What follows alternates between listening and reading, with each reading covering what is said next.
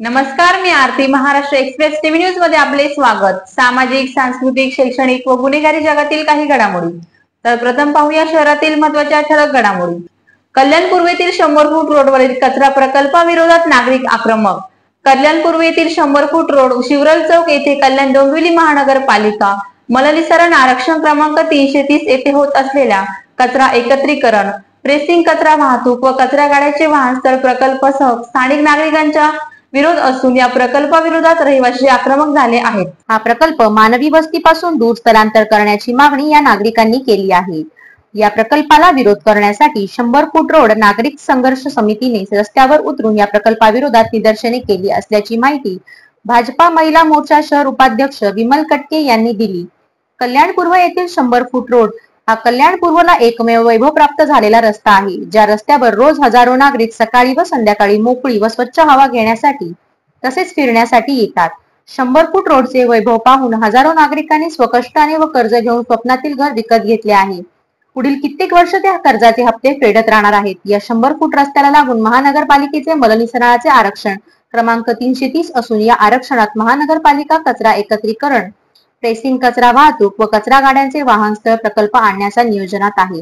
त्याबाबत स्थानिक 100 फूट रस्त्यावरील गृह प्रकल्पातील नागरिकांना शाळा, महाविद्यालय यांना कुठल्याही प्रकारे विचारत न घेता हा प्रकल्प राबवण्याचे काम चालू केले आहे.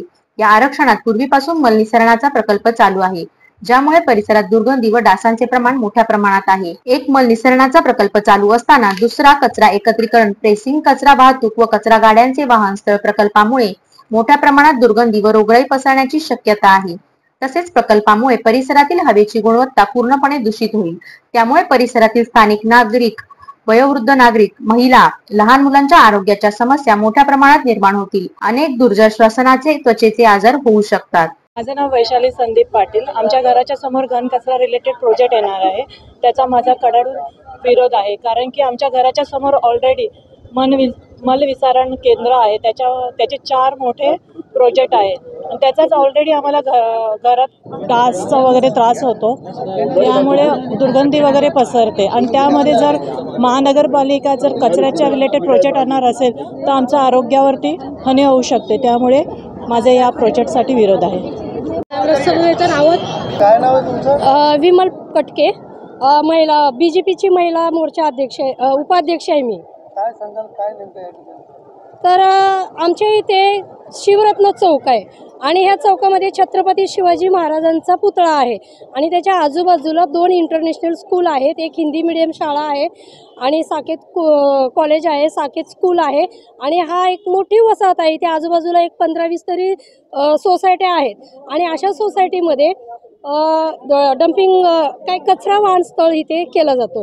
मग ह्याविषयी जेव्हा आम्हाला आमच्या रहिवाशांना इथलं कळलं की बाबा इथे कचरा वाहनस्थळ होत आहे, मग तेव्हा आम्ही आपल्या महिला माननीय सन्माननीय आमदार सुलभा गायकवाड यांच्याशी आम्ही भेट घेतली आणि त्यांना निवेदन दिलं. मग त्यांनी आम्हाला आपले आयुक्त इंदुराणी झाकड यांच्यासोबत एक बैठक ठेवली आणि त्या बैठकीमध्ये काही आमच्या सोसायटीमध्ये काही लोक होती, पण जेव्हा ते इंदुराणी झाकड आमच्या महिला आमच्या आमदार जेव्हा त्यांना बोलत होत्या की बाबा सर्व नागरिकांचा विरोध आहे तर इथे हा प्रकल्प तुम्ही प्रोजेक्ट आणू नका, पण त्या आयुक्त मॅडम काही त्याच्यावर विशेष काही बोलल्या नाहीत. त्या फक्त एकच पटवून द्यायचा प्रयत्न करत होत्या की नाही तो प्रोजेक्ट खूप छान आहे, तो प्रोजेक्ट खूप छान आहे.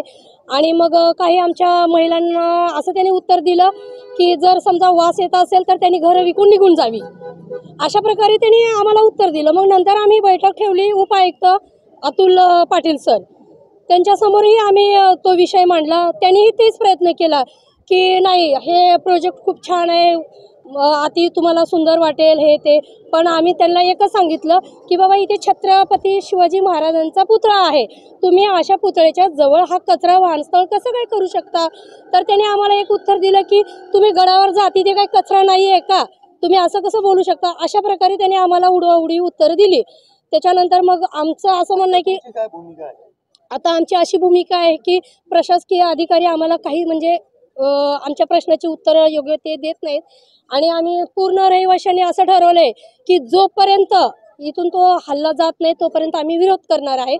आणि आजूबाजूच्या आता सर्व सोसायटींना हे कळलेलं आहे की इथं कचरा वाहनस्थळ होणार आहे.